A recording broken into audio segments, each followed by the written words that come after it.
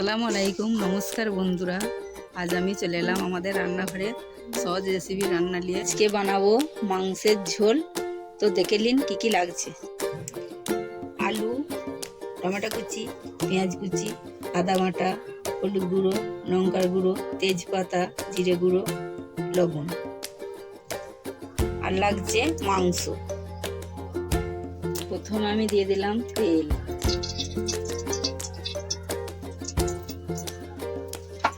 আমি দিয়ে দিচ্ছি আলু কুচি।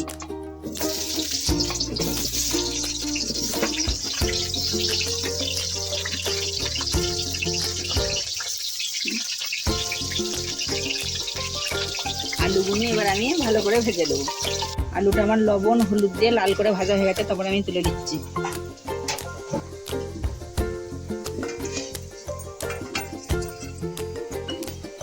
আলুটা তোলা হয়ে গেল। এবারে আমি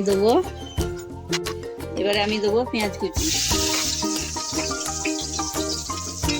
পেঁয়াজটাকে একটু আমি লাল করে ভেজে দেবো।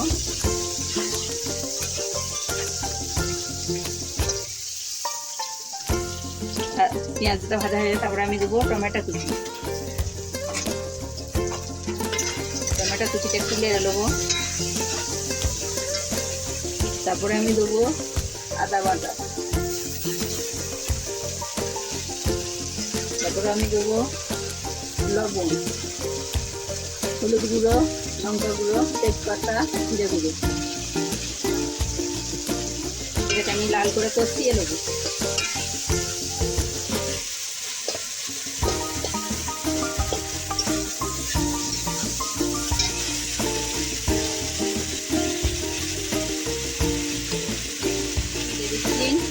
পরিমাণ মতন জল।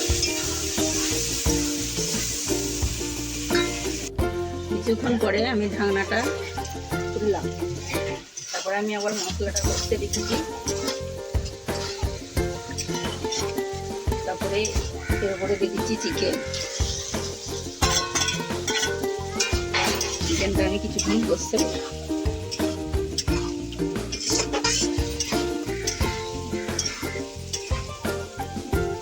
কিছুক্ষণ কষার পর তারপরে আমি দিচ্ছি সেই ভেজে রাখা আলুগুলো। ভেজে রাখা আলুগুলো আমি কিছুক্ষণ কষবো।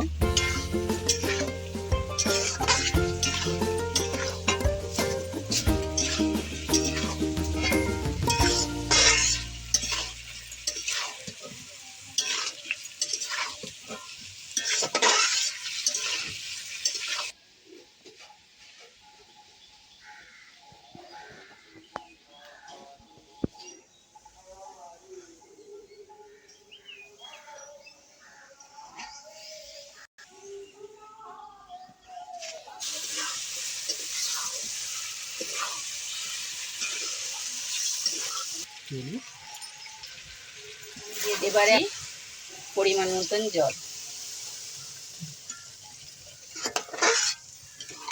আপনারা যতটা ঝোল খেতে পছন্দ করেন আপনারা দিতে পারেন। আমরা যেমন খাবো তেমন দিচ্ছি।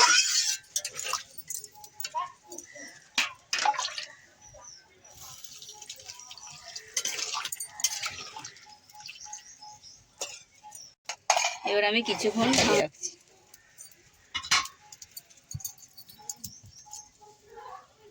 কিছুক্ষণ বাদ আমি এবার ফিরে এলাম। আমি তরকারিটা দেখে নেবো। তরকারিটা আমার হয়ে গেছে। চলুন তরকারিটা আমি নামিয়ে দিই।